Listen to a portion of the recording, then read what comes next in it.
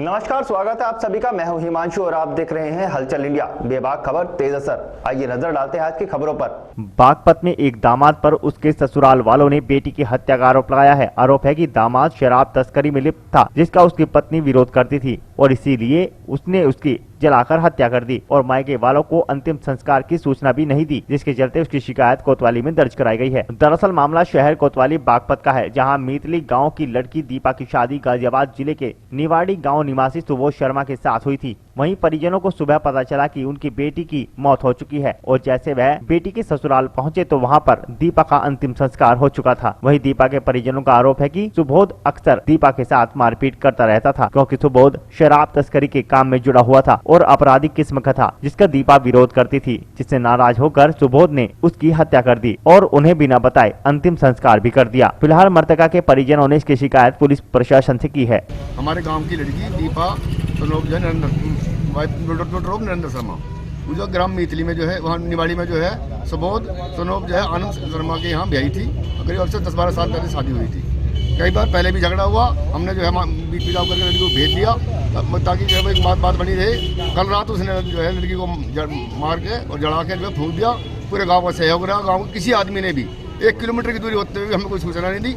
पूरे गांव की साजिश है और हमें तो सुबह सूचना दी गई लड़की मर गई है। क्या कारण क्या लग रहा है आपको लड़की की हत्या करने का? जला के मारी। नहीं, कारण क्या, मतलब हत्या क्यों करी है? हत्या ये करी कि जो है अपराधी किस्म का आदमी था, दारू बेचने का काम, दारू पीने का काम करता था। लड़की इसका विरोध करती थी, इसके बावजूद भी इससे मारपीट करता था और इसी के चलते हुए इसने उसे रास्ते से हटा दिया ताकि जो है मेरे जो है उसमें बात न बनेगी। बहुत बड़ा सप्लायर था दारू का।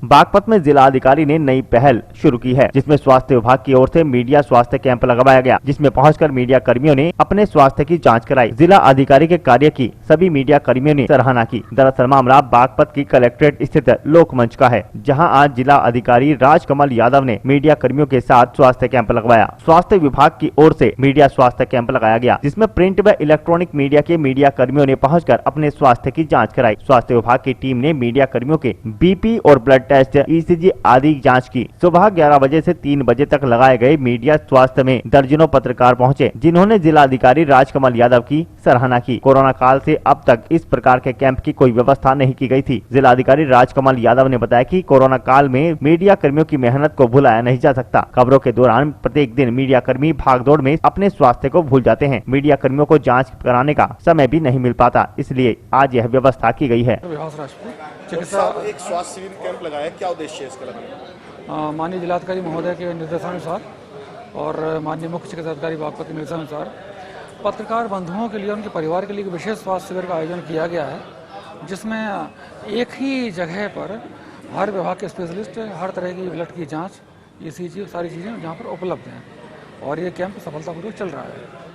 और क्या किस चीज़ की जाँचें की जा रही हैं यहाँ पर? ECG है, ब्लड टेस्ट है और सारी चीज़ें यहाँ पर। NCD का कैंप भी लगा हुआ है यहाँ पे, पैथोलॉजी पूरी है यहाँ पे और कोरोना संबंधी जांच भी जो कराना चाहें वो भी हो जाएगी। एक अच्छा प्रयास है ये प्रशासन का। इन्होंने स्वास्थ्य कैंप लगाया है मीडिया कर्मियों के लिए। इससे एक हम लोगों के, हम दूसरों की खबर लेते हैं, हम अपनी खबर नहीं ले पाते हैं और स्वास्थ्य का एक अच्छा प्रयास है, सराहनीय प्रयास है। हम लोग मीडिया कर्मियों ने सबने अपने अपने एक रूटीन चेकअप कराया है, तो इससे हम लोगों को जो हमारी जो छोटी मोटी बीमारी हैं उनके बारे में हम लोगों को पता चला है और उसकी यहाँ दवाई की और जांच की सब सुविधाएं हैं और एक अच्छा प्रयास है ये। और मैं ये उम्मीद करता हूँ कि ऐसे कैंप हर महीने या 2 महीने में लगते रहने चाहिए और प्रशासन के इस सराहनीय प्रयास के लिए मैं उनका धन्यवाद करता हूँ।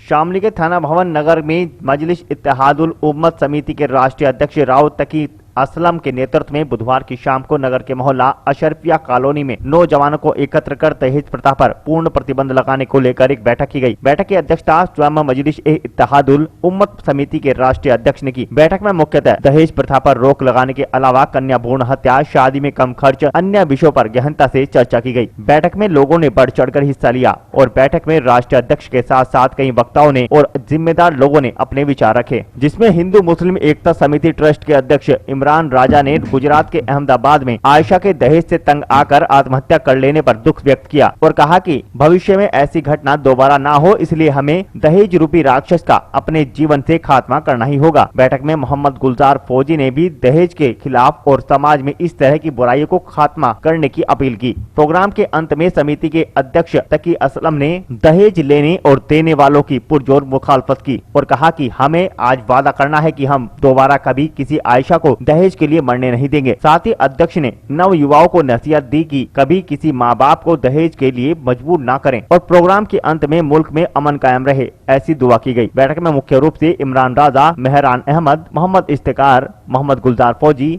आजम, हाजी जमील, कारी ओसामा, इफ्तिकार अली, मोहम्मद हाफिज, मोहम्मद फैजान, कारी जावेद आदि लोग मौजूद रहे। देखिए, ये मजलिस इत्तेहादुल उम्मत की जानिब से हम लोगों ने यहाँ पर एक मीटिंग की थी, जिसमें हम लोगों ने यहाँ पर अपने नौजवान युवा लोगों को बुलाए थे। और आपको मालूम है, पूरे देश को मालूम है कि जिस तरीके से हमारे देश के अंदर जहेज़ जैसी नापाक चीज़ इसका लोग इस्तेमाल कर रहे हैं और इसको आप मतलब बहुत बिल्कुल खुले लफ्ज़ों में जब शादी कराते हैं किसी की कि कितना दोगे, कितना दिलाओगे, इस तरीके से जैसे किसी चीज़ का वो करते हैं, तो उसके खिलाफ हम लोगों ने यहाँ पर ये मीटिंग बुलाई थी। इसमें हमारे तमाम नौजवान लोग तशरीफ़ फरमा थे, यहाँ पर हमारे बुजुर्ग लोग आए थे।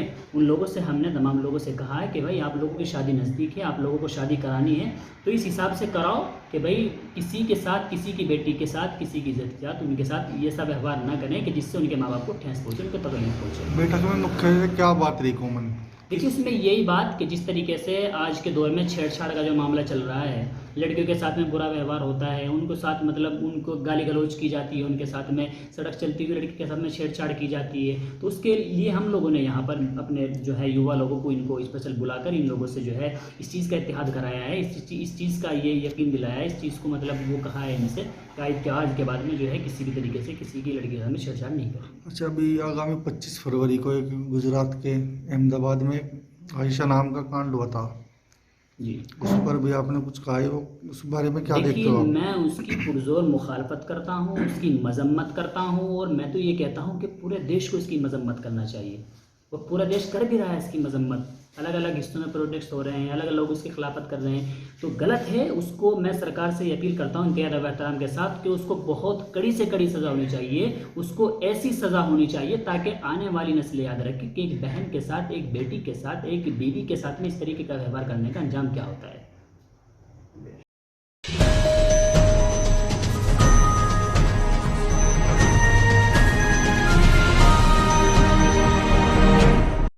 सहारनपुर के कोतवाली तीतरों में एक सनसनीखेज मामला प्रकाश में आया है। घर में अकेला देख के वहशी दरिंदे ने 7 साल के मासूम बच्चे को डरा धमकाकर उसके साथ दुष्कर्म की वारदात को अंजाम दिया और वहां से फरार हो गया। लेकिन तीतरो थाना प्रभारी विशाल कुमार श्रीवास्तव की नाकाबंदी के चलते पुलिस ने आरोपी की घेराबंदी करते हुए उसे दबोच लिया। ज्ञात हो कि बृहस्पतिवार को तीतरो के मोहल्ला कानून गोयान में जब एक 7 साल के बच्चे को घर छोड़कर उसकी माँ चारा लेने के लिए जंगल में गई थी, तो इसी का फायदा उठाकर एक दरिंदे ने बच्चे को बहला फुसलाकर उसके साथ दुष्कर्म की वारदात को अंजाम दिया। बच्चे की चीख पुकार सुनकर मोहल्ले के लोग जब आरोपी को पकड़ने लगे तो वह जान से मारने की धमकी देते हुए वहां से फरार हो गया। इसी के चलते बच्चे के परिजनों ने थाने पर आरोपी के खिलाफ मुकदमा दर्ज कराया। थाना प्रभारी ने बड़ी चालाकी दिखाते हुए आरोपी घटना के 1 घंटे बाद ही दबोच लिया। थाना प्रभारी विशाल कुमार श्रीवास्तव ने बताया कि बालक का मेडिकल कराया जाएगा, उसके बाद अगली कार्यवाही की जाएगी। उधर पीड़ित परिवार का कहना है कि पुलिस ने आरोपी को शीघ्र गिरफ्तार करके अपनी बहादुरी का परिचय दिया है। वहीं इस घिनौनी घटना पर कस्बे वासियों ने बताया कि आरोपी की पहले भी कितनी ही हरकत है, लेकिन हर बार बचकर निकलने में कामयाब रहा।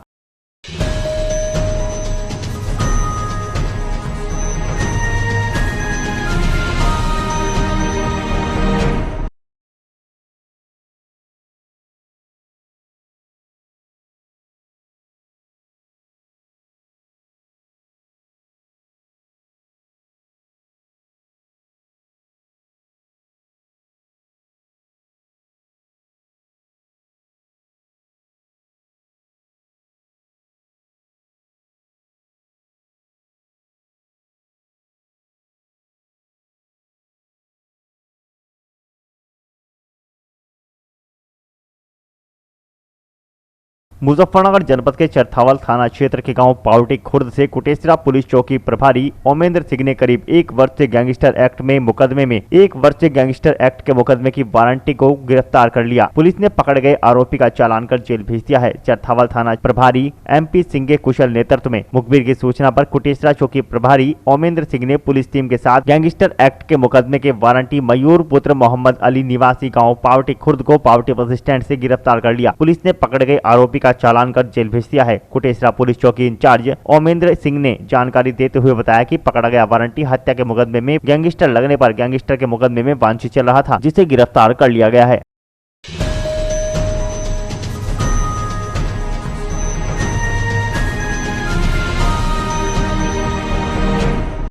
मुजफ्फरनगर जनपद के चरथावल थाना क्षेत्र के गांव कुलहेड़ी व कुटेसरा में आयोजित पंचायत चुनाव के मद्देनजर बैठक में थाना प्रभारी MP सिंह ने कहा कि पंचायत चुनाव में शराब परोसने नहीं दी जाएगी और ऐसा करने वाले प्रत्याशियों पर कड़ी कार्यवाही की जाएगी। पंचायत चुनाव के मद्देनजर आयोजित शांति समिति की बैठक में SHO MP सिंह सख्त मूड में दिखे। चरथावल SHO ने लोगों को चेताया कि पंचायत चुनाव शांतिपूर्ण संपन्न कराने में व्यवधान डाला तो सख्त कार्रवाई की जाएगी। चरथावल थाना क्षेत्र के गाँव कुलहेड़ी व गाँव कुटेसरा में आगामी पंचायत चुनाव को लेकर थाना प्रभारी MP सिंह ने बैठक की। बैठक को संबोधित करते हुए उन्होंने कहा कि शराब परोसने नहीं दी जाएगी और ऐसा करने वाले प्रत्याशियों के खिलाफ सख्त कार्रवाई भी की जाएगी। उन्होंने कहा कि यदि कोई डराता धमकाता है तो इसकी सूचना तुरंत पुलिस को दें, जिस पर एक्शन लिया जाएगा। दरअसल गुरुवार को चरथावल थाना क्षेत्र के गाँव कुलहेड़ी व कुटेसरा में आगामी पंचायत चुनाव के मद्देनजर कोतवाली प्रभारी निरीक्षक MP सिंह, हिंडन चौकी इंचार्ज मोहित तेवतिया, कुटेसरा चौकी प्रभारी ओमेंद्र सिंह ने ग्रामीणों के साथ बैठक की। कोतवाली प्रभारी MP सिंह ने कहा कि चुनाव के दौरान वोटरों को लालच देने वाले प्रत्याशियों पर कड़ी नजर रखी जाएगी, शराब परोसने नहीं दी जाएगी और ऐसा करने वाले प्रत्याशियों पर कड़ी कार्रवाई भी की जाएगी। उन्होंने कहा कि यदि कोई डराता या धमकाता है तो इसकी सूचना तुरंत पुलिस को दें, जिस पर एक्शन लिया जाएगा।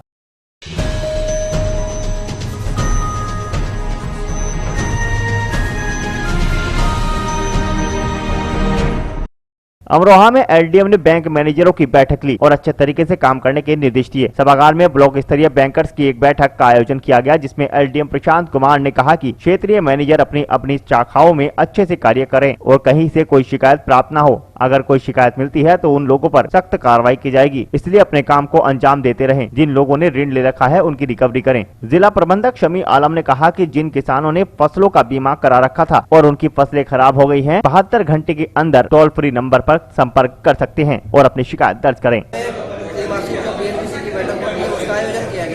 जो गवर्नमेंट स्पॉन्सर्ड स्कीम है उनकी योजनाओं की समीक्षा की जाती है। इसके अंतर्गत स्पेशल कंपोनेंट प्लान जो समाज कल्याण विभाग द्वारा संचालित योजना है, उसमें देखा जाता है कि भाई इस बैंक में कहाँ एप्लीकेशन करनी पड़ी है, उनको जो है टाइम से डिस्पोजल कराएं। क्योंकि अभी जैसे आप जानते हैं ऑलरेडी मार्च का महीना आ गया, यानी पूरा ईयर एंड होने को है। तो जहाँ पे भी एप्लीकेशन पड़ी है उन लाभार्थियों को सही से लाभ पहुँचाने, यही हमारा उद्देश्य है। और अगर कहीं पे कोई टेक्निकल प्रॉब्लम है बिटवीन बैंक और विभाग, उनके बीच में कोऑर्डिनेशन का काम करने का होता है, तो यही आज यहाँ पे किया गया है।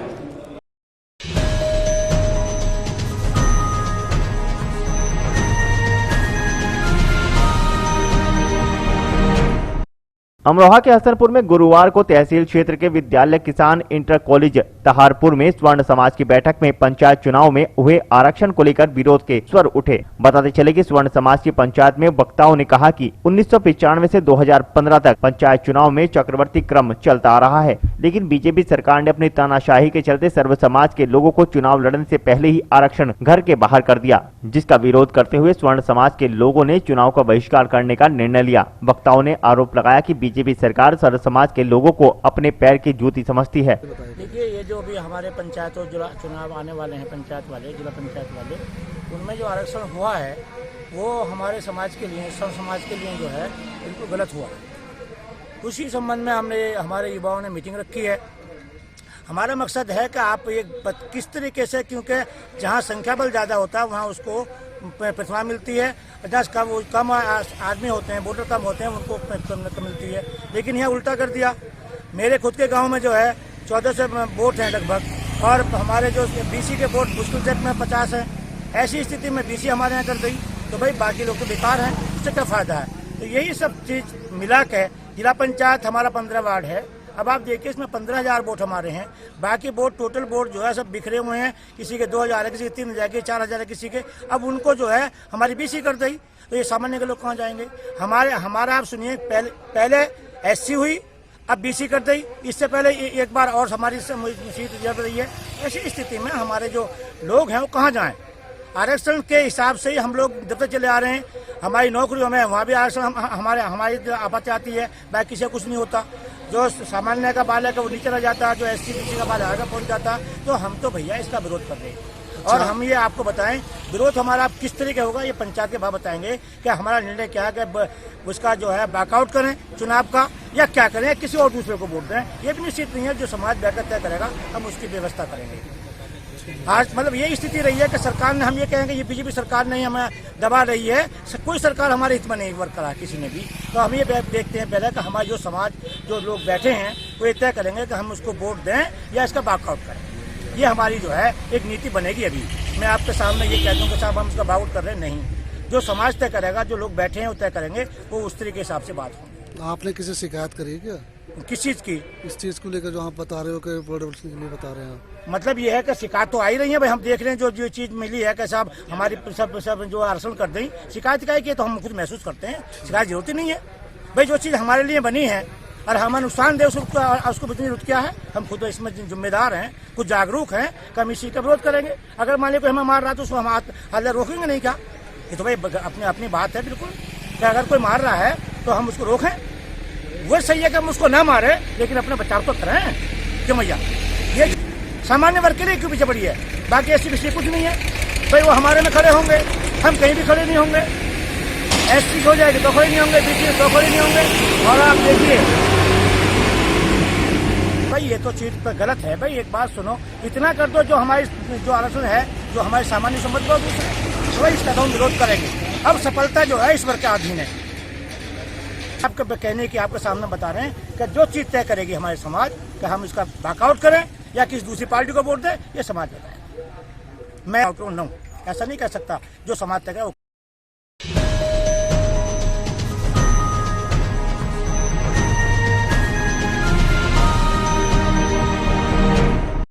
भारतीय किसान संघ के स्थापना दिवस के उपलक्ष्य में विकास खंड हसनपुर के गांव ओसा माफी में महिपाल सिंह के आवास पर बैठक का आयोजन किया गया, जिसको संबोधित करते हुए जिला अध्यक्ष कृष्ण कुमार शर्मा ने बताया कि 4 मार्च 1969 को राजस्थान के कोटा में भारतीय किसान संघ की स्थापना की गई थी। यह किसानों द्वारा किसानों के हित के लिए कार्य करने वाला गैर राजनीतिक संगठन है। सदस्य संख्या के हिसाब से भारतीय किसान संघ एक बड़ा संगठन है। वर्तमान समय में भारतीय किसान संघ का सदस्यता अभियान चला हुआ है, जिसमें सभी किसान भाइयों को सहयोग करना चाहिए। पूरे सप्ताह तक अलग अलग स्थानों पर पूरे जिले में स्थापना दिवस के कार्यक्रम आयोजित किए जाएंगे तथा साथ ही सदस्यता अभियान के तहत अधिक से अधिक किसानों को सदस्य बनाया जाएगा। ये आज 4 मार्च है और 4 मार्च सन 1979 के दिन भारतीय किसान संघ की स्थापना राजस्थान के कोटा शहर में हुई थी।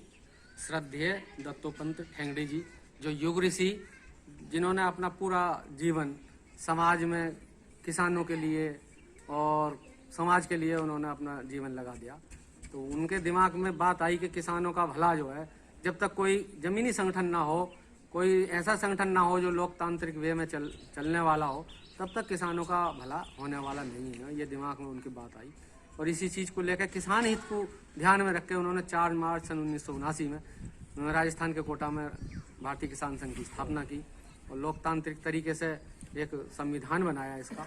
और तभी से भारतीय किसान संघ पूरे देश में प्रत्येक जिले में किसान हित में काम कर रहा है और इस समय सदस्यता अभियान चला हुआ है। हमारी बैठक के 2 मतलब थे, स्थापना दिवस मनाना और सदस्यता अभियान के लिए लोगों को जागरूक करना, किसानों को। तो हमने किसानों से आह्वान किया कि भाई अधिक से अधिक सदस्य बने, भारतीय किसान संघ से जुड़ें और समाज के लिए सभी जितना समय दे सकते हैं अपना समय इसमें प्रदान करें। ये चीज़ को लेकर हमने आज यहाँ बैठे।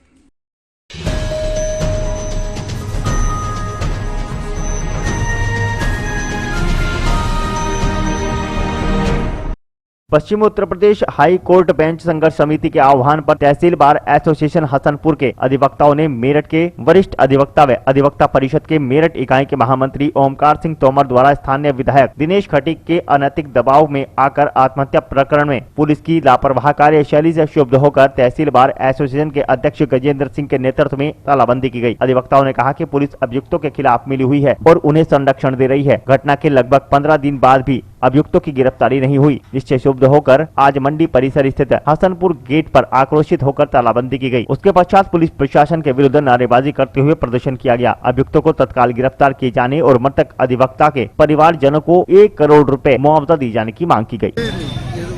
आज हमारी बार का ये जो धरना प्रदर्शन तालाबंदी है, जो हमारी पश्चिमी उत्तर प्रदेश ये संघर्ष समिति है, हाईकोर्ट बेंच संघर्ष समिति, और उसका ये आह्वान है और उसी के आह्वान पर हम लोगों ने विरोध स्वरूप आज हमने तालाबंदी और हम लोग चैम्बर में भी काम नहीं करेंगे और हमारा विरोध प्रदर्शन हमने किया है और हमने तालाबंदी की है क्योंकि जो हमारे अधिवक्ता साथी है मेरठ के श्री ओमकार सिंह तोमर, जो उन्हें पीड़ित किया गया, अनैतिक दबाव डाला गया और उन्हें आत्महत्या के लिए मजबूर कर दिया गया और जो हत्यारे हैं उनकी आज तक न गिरफ्तारी हुई है और न कोई कार्रवाई की गई है। पुलिस का रवैया बिल्कुल नकारात्मक है। ऐसा प्रतीत होता है कि पुलिस प्रशासन जो है अभियुक्तों से हमसाज है और हमारी ये लड़ाई जब तक हमारे अधिवक्ता साथी ओमकार सिंह तोमर को न्याय नहीं मिलेगा, हत्यारे गिरफ्तार नहीं होंगे, दोषियों के खिलाफ कार्रवाई नहीं होगी, हमारा ये आह्वान और हमारा ये लड़ाई और हमारा आंदोलन जारी रहेगा।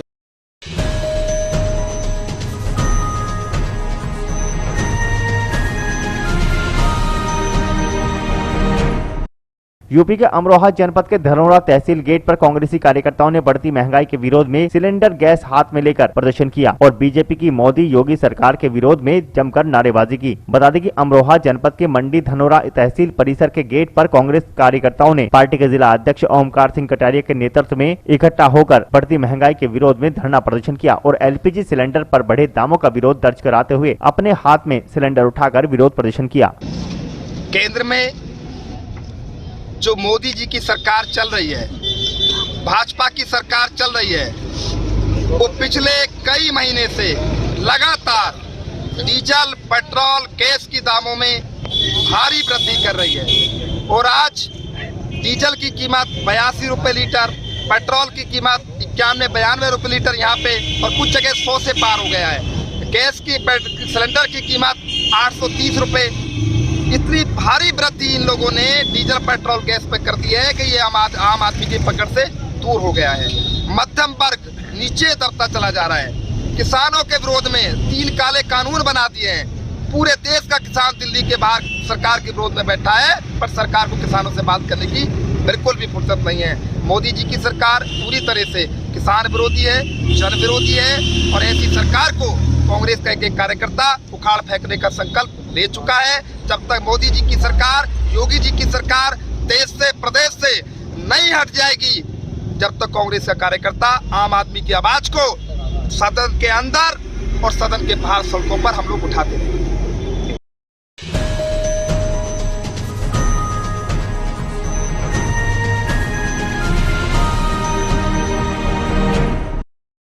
आज के बुलेटिन में इतना ही। कल फिर होंगे हाजिर कुछ नई और ताजा खबरों के साथ। देखते रहिए हलचल इंडिया, बेबाक खबर तेज असर।